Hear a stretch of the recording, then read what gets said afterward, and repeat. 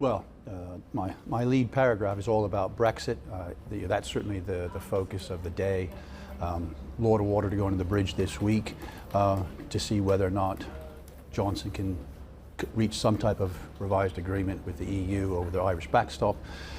Like that's the main focal point, because it also has huge ramifications on the EU economy itself, given that parts of it, specifically Germany, is already is nearing recession, if not in recession.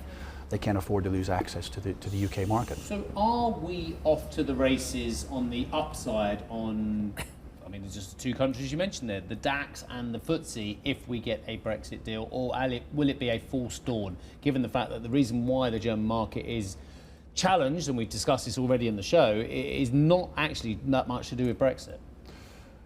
Well, the thing is, the German economy is really suffering with the change in the way the car manufacturers are trading around the world. There's maybe been a lag in the move to using electricity, but in terms of the UK market, is cheap. Certainly the mid-cap space, it's been cheap for for quite a few years now.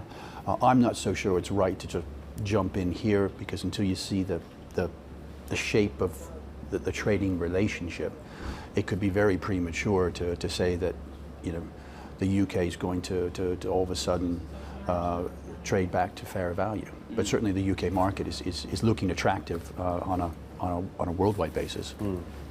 Strategist, what would you be looking for then as that catalyst, that moment when you think this undervalued situation in the UK is now one to be played? Because you mentioned the trading relationship, but it could be a very long time before we see that. Is there anything you can identify nearer term which would persuade you to move back into UK mid-cap? Well, I think the danger zone is looking at the currency. Currency's now moved quite a long way from 119 and change to 127. That will obviously have repercussions on the subset of the UK equity market that is exporting.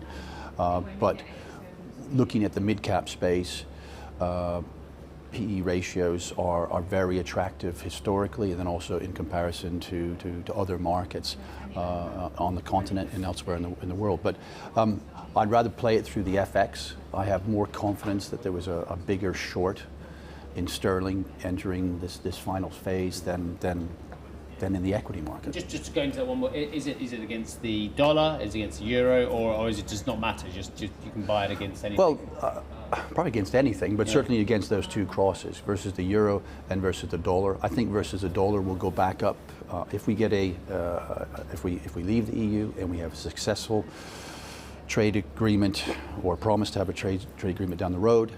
And then if you have the U.S. coming in with some type of a limited trade agreement, Trump's not going to let that go through at 125, 126. He's going to want to see it back closer to purchasing power parity, or the average thereof, which is closer to 140. Right. So, and that's why I see sterling gravitating back towards versus the dollar over the next 6 months. Hi, I'm Joanna Bersecci, and thank you for watching. You can check out more of our videos by clicking on the boxes on the screen. And don't forget to subscribe to our channel for more from CNBC International. Thank you for watching.